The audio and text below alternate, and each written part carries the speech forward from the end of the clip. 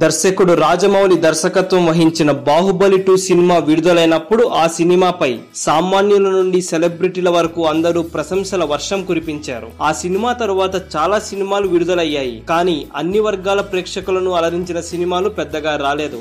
ఇన్ని నెలల తరువాత మళ్లీ శేఖర్ కమ్ముల దర్శకత్వం వహించిన ఫిదా సినిమాకు సామాన్యుడి నుండి సెలబ్రిటీల వరకు ఈ సినిమాపై ప్రశంసల జల్లు కురిపిస్తున్నారు. ఇప్పుడు ఫిదా సినిమాను చూసి ఫిదా అయిన సెలబ్రిటీల లిస్టులోకి హీరో నాని కూడా చేరిపోయాడు. ఫిదా చూసిన తరువాత నాని తెలంగాణ యాసలో ట్విట్టర్ లో ఆ సినిమా గురించి వర్ణించిన తీరు సోషల్ మీడియాలో అందరినీ ఆకట్టుకుంటోంది, వైరల్ గా మారింది.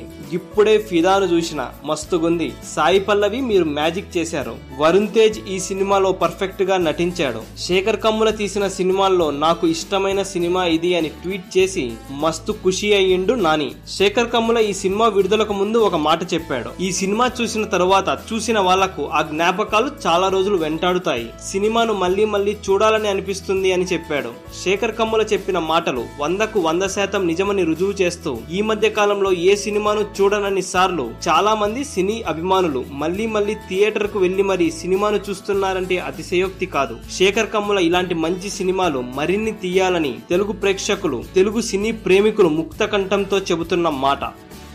ఈ వీడియో కనుక మీకు నచ్చినట్లయితే లైక్ చేయండి, కుదిరితే షేర్ చేయండి, ఛానల్ ని సబ్స్క్రైబ్ చేయడం మాత్రం మర్చిపోకండి. మరిన్ని ఇంట్రెస్టింగ్ అప్డేట్స్ తో మీ ముందుకు వస్తాము.